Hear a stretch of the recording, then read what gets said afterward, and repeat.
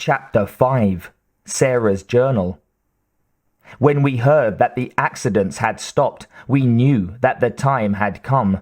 Without even discussing it, we moved into the fallout shelter and stepped up our efforts to warn our comrades of the impending disaster.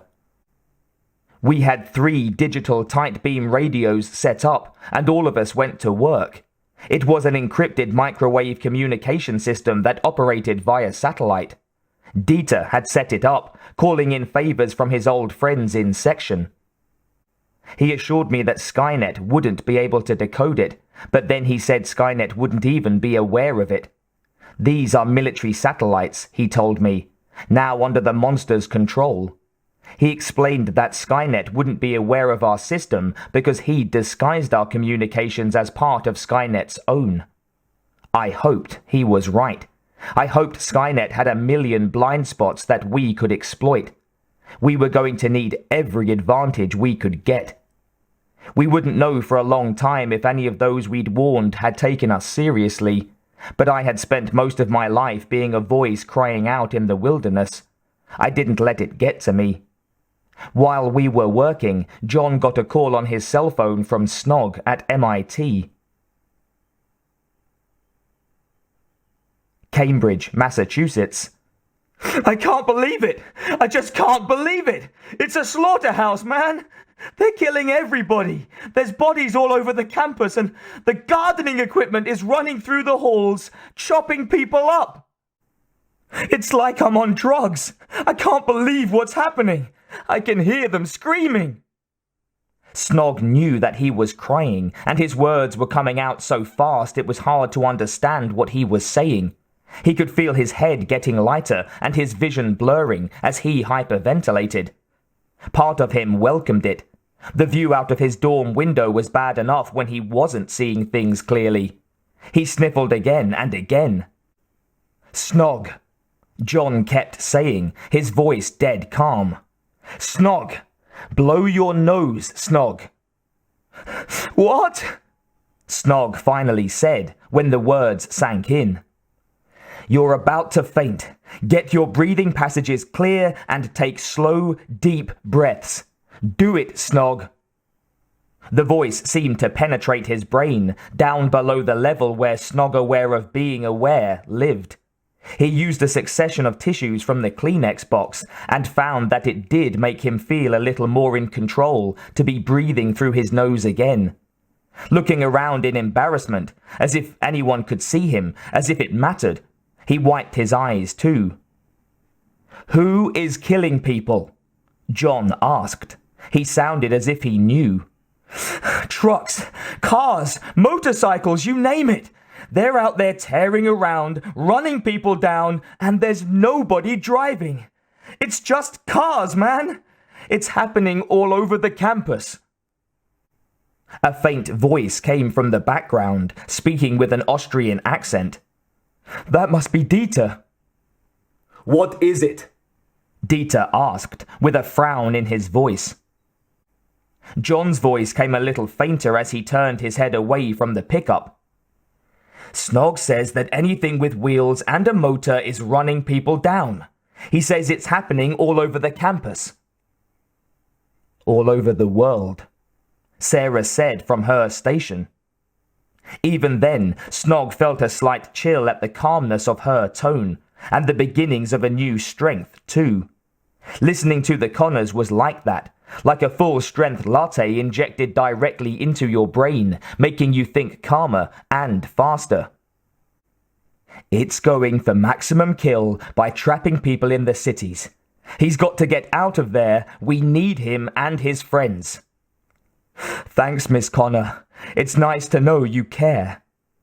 But it was nice to know that he was needed, wasn't just a helpless victim in the carnage outside, that he could fight back. They're under Skynet's control, Snog, John told him grimly. You've got to get out of the city. Now. Get out? John, have you been listening to me? If I go out there, they'll squash me like a bug. I'm not kidding. You haven't seen... You can always stay in your room until either the lawnmower arrives or the fire comes down. This is it, Snog.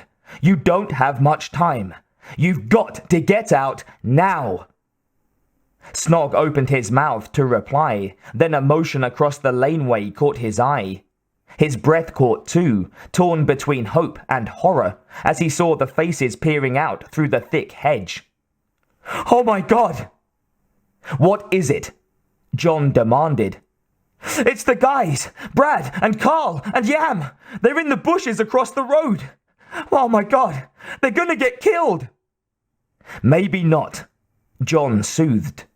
If they've made it that far, then maybe they'll be okay. No! The trucks! They're high up! They can see 'em! What makes you say that? John asked. I dunno. I saw some people hide in the bushes and this truck came up and ran them over.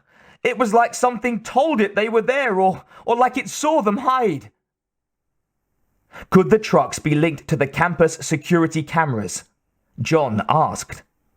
Snog licked his lips, tasting the salt of tears.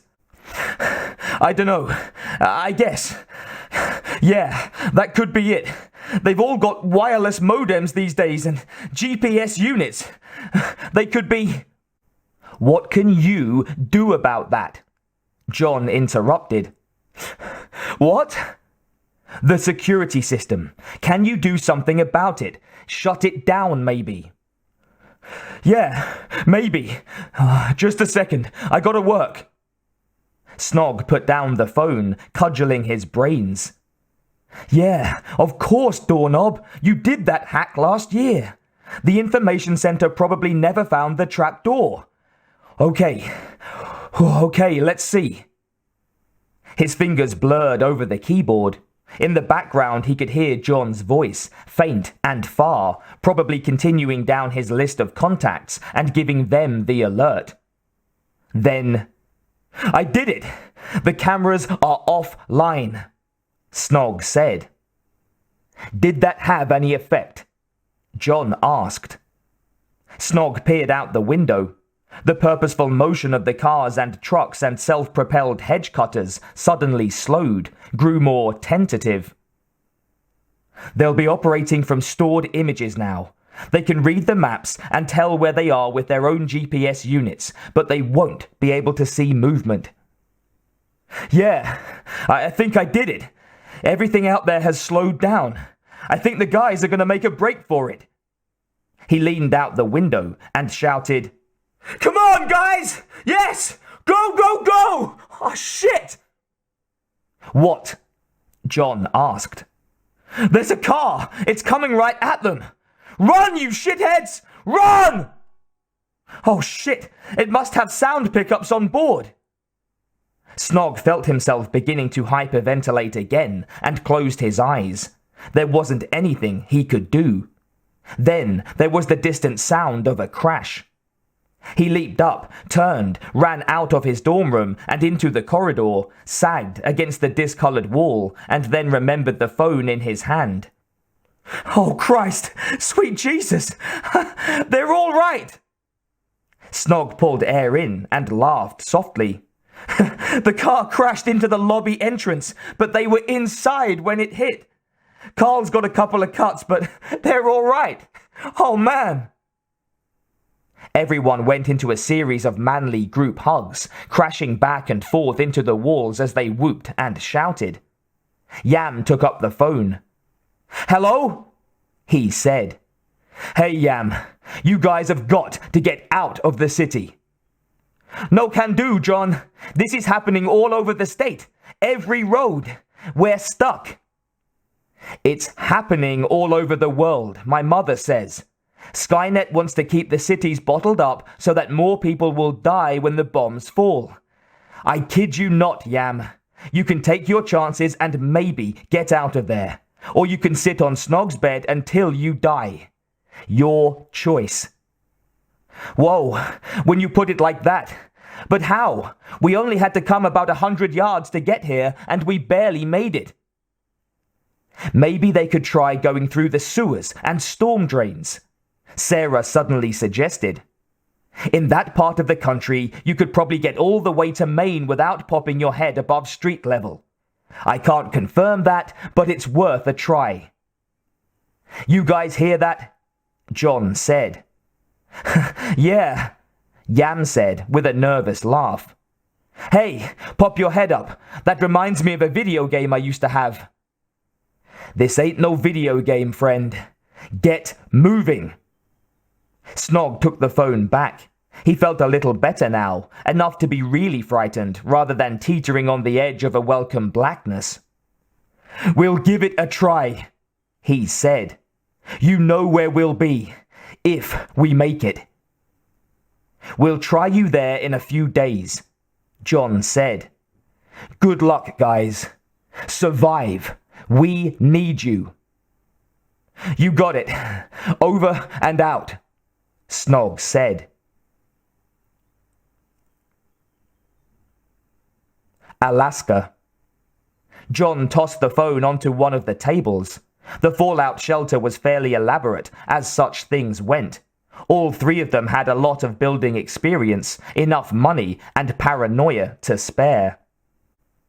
There were 2 bedroom-cum storage areas, this central communications room linked to fiber optic cables running out into the woods, a state-of-the-art fuel cell system without any dubious automatic controls, needless to say, and a small galley-type cooking area. It still smelled new, of green concrete and timber and paint, with a faint undertone of ozone from the electronics. And then there was the armory. "They're such kids," he complained, worried. "But they're smart," Sarah said. "If they make it out, they'll grow up fast." "They'd better," Dieter said. "Those kids are our brain trust."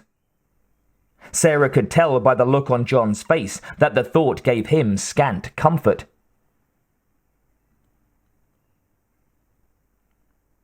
Massachusetts. I think I read in the worst-case scenario handbook that if you have to crawl through a tunnel for any length of time, you shouldn't crawl on your elbows and knees because the skin's thin there.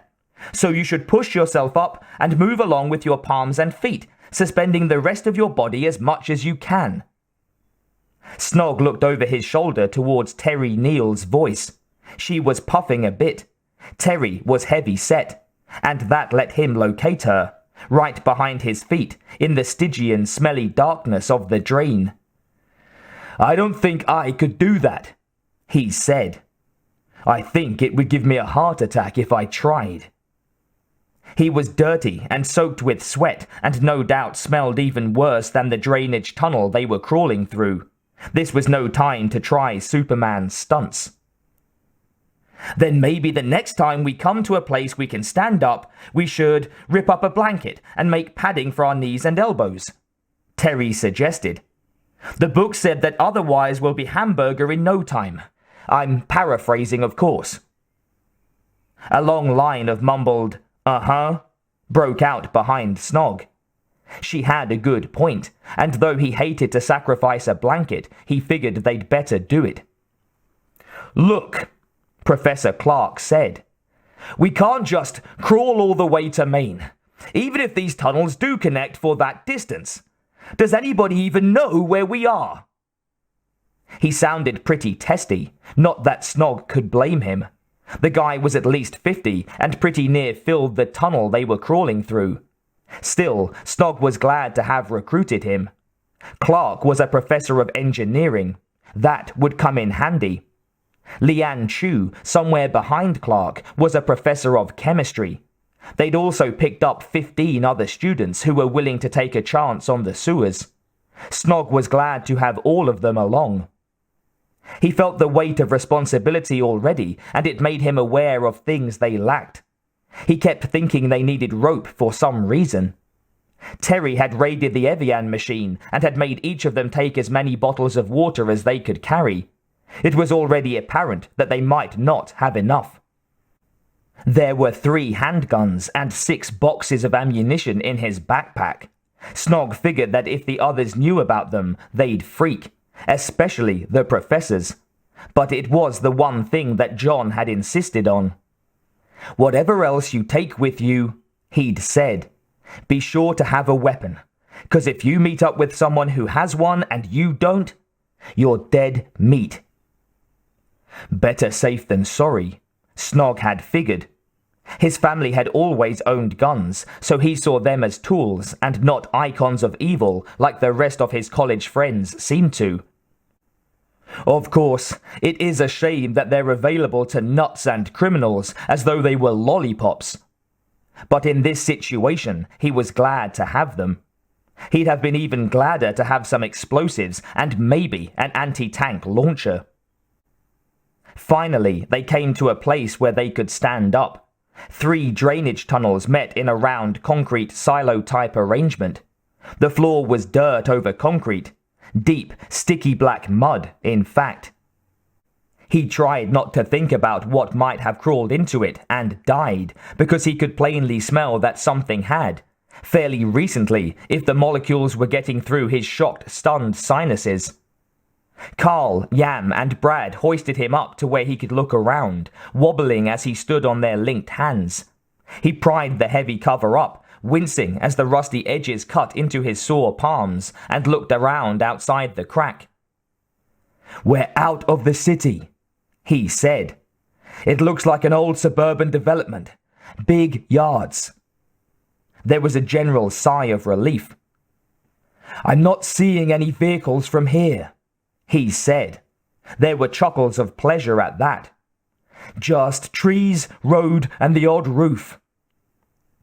"Can you see where we are?" Dr. Clark asked.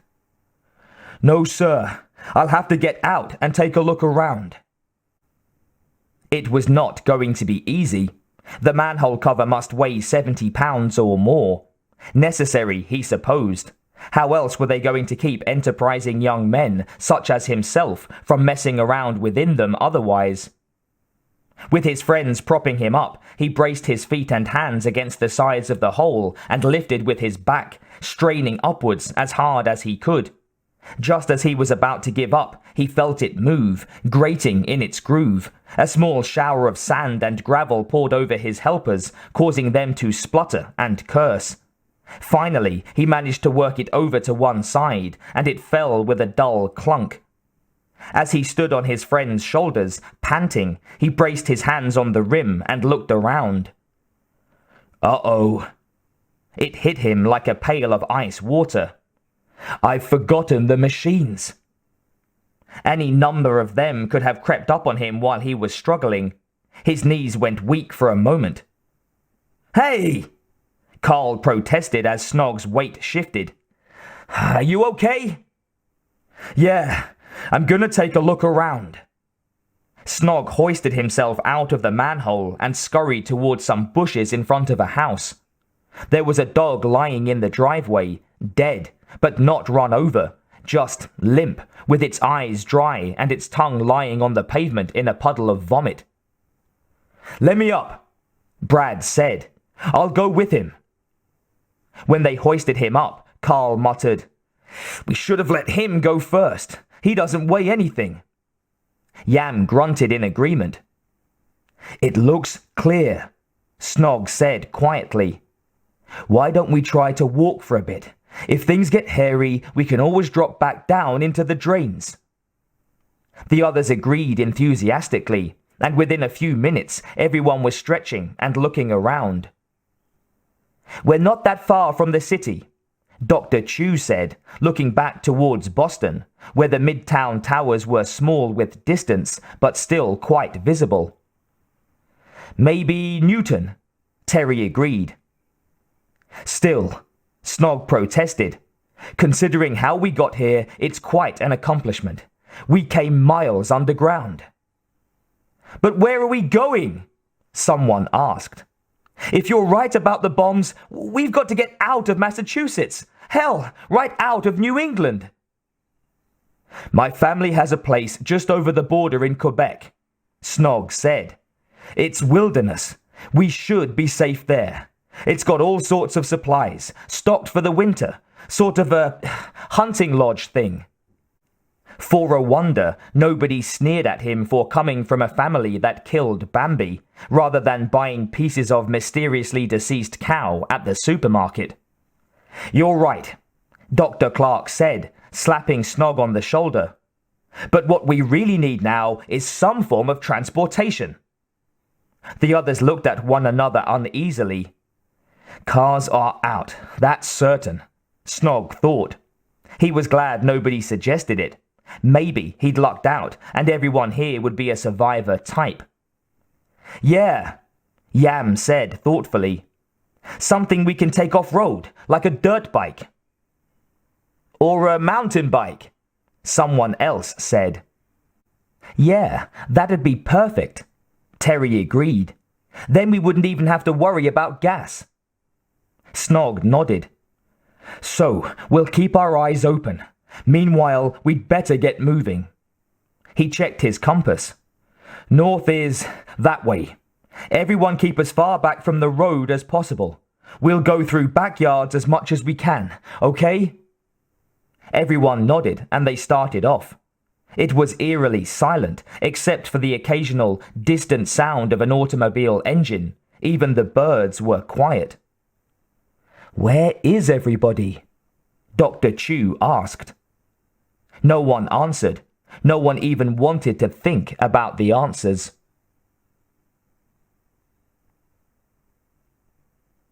National Command Center, Western Maryland. "Air Force One has been lost," the general said, his heavy face grave. "We're forced to conclude that there are no survivors, Mr. President." The vice president said nothing for a long moment. He'd wanted to be president. For that matter, he'd planned to run in the next election when the current idiotic incumbent was out of the way. But not like this. He looked at the general, noting the slight sheen of sweat on the man's face. "There's more?" he said.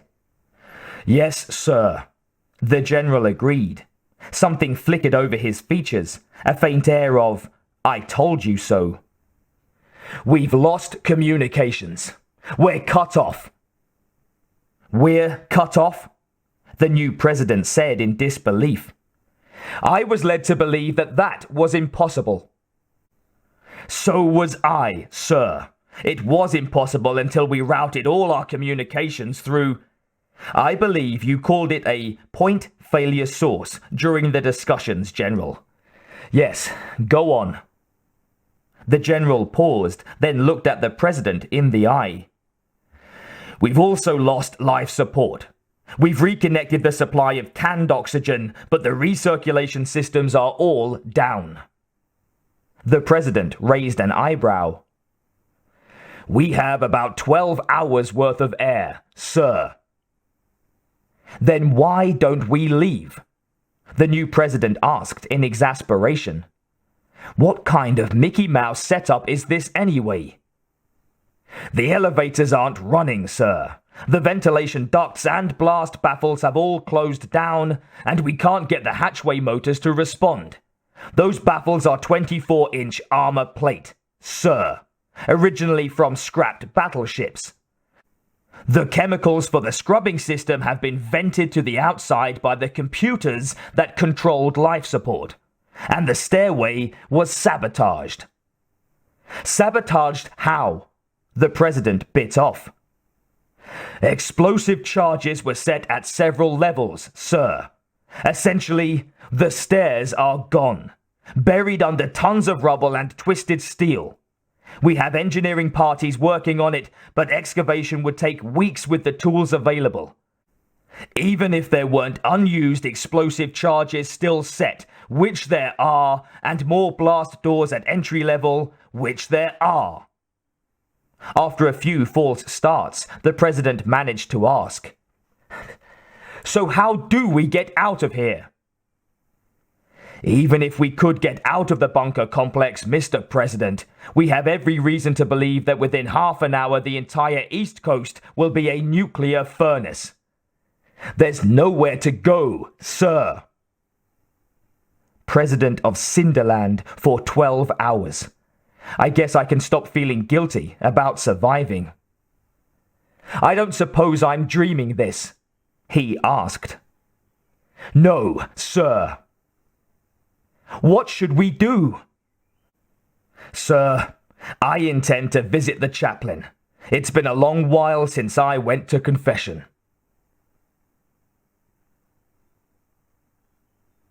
Alaska. John hissed in frustration. He'd finished his list of contacts early, and Sarah had put him to breaking into Skynet's communications. But the damn thing was so fast, he just couldn't seem to get through. Snog or Carl or any of those guys could do this in their sleep, he thought bitterly. There was plenty of equipment. They'd installed the best. Unfortunately, their experts were running for their lives from homicidal hedge cutters and ice cream trucks, and so were unavailable.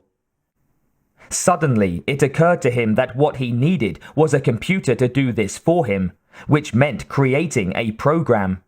He sighed and leaned back. It wasn't that he couldn't do it. He could, but his attention was so divided that he didn't think he could do it now. Mom, he said. She looked up, her brow furrowed with concentration. We should probably send out that message. They'd pre-recorded and loaded a general warning intended to go out over the radio and TV via satellite, but hadn't sent it yet. Sarah considered his suggestion and flashed a look at Dieter, who paused, then nodded. Go, she said to John, then went back to work. John keyed up the program, tapped in the code, and hit enter. His lips tightened. Every time he did that, it reminded him of his fatal mistake. I feel guilty, he said to no one in particular. About what? Sarah asked, not looking up from her station. He made a helpless gesture. Here I am sitting and typing while the world's about to go up in flames. Doesn't seem right that I should be so comfortable. His mother gave him a narrow-eyed look. Poor baby. You're not dodging killer cars and berserk bulldozers to escape a soon-to-be blasted to hell city. Don't worry, son. We're all going to see a bellyful of blood and murder before this thing is over. Enjoy this respite while you can. Maybe enjoy isn't the right word, Dieter admonished gently. We are waiting for the end of the world as we know it, but perhaps we can utilize this time. I've finished my list. Let's brainstorm some contingency plans. Then we'll put our minds to breaking into Skynet's communication system. Yes, Sarah agreed, still looking distracted. Then her face changed, as if something had occurred to her. She looked at John. Sorry, she said. I was a little rough there. Not a problem, Mom. I know what you're like when you're working. Sarah looked puzzled. What does that mean? Dieter laughed. She glared at him indignantly. What? What? Massachusetts.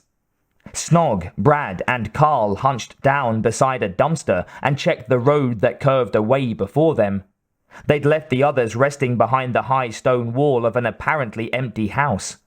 They'd seen an occasional battered body lying in the road or on a sidewalk, but no one looking out a window or creeping through a backyard as they had been. I think they've been gassed. All these suburbs, Brad said. The animals we saw, you know? The dogs and the cats with the convulsions and vomit. Shouldn't it have gotten us, even down in the drainage tunnels? Carl asked. Brad shook his head. Not if it dissipated before we got here. Remember, it took us hours to get this far. If these areas were gassed in the early morning before the commuters were up and around, then this area would have been safe since about 8 o'clock. Snog frowned, considering what Brad had said. One thing bothers me about that, though.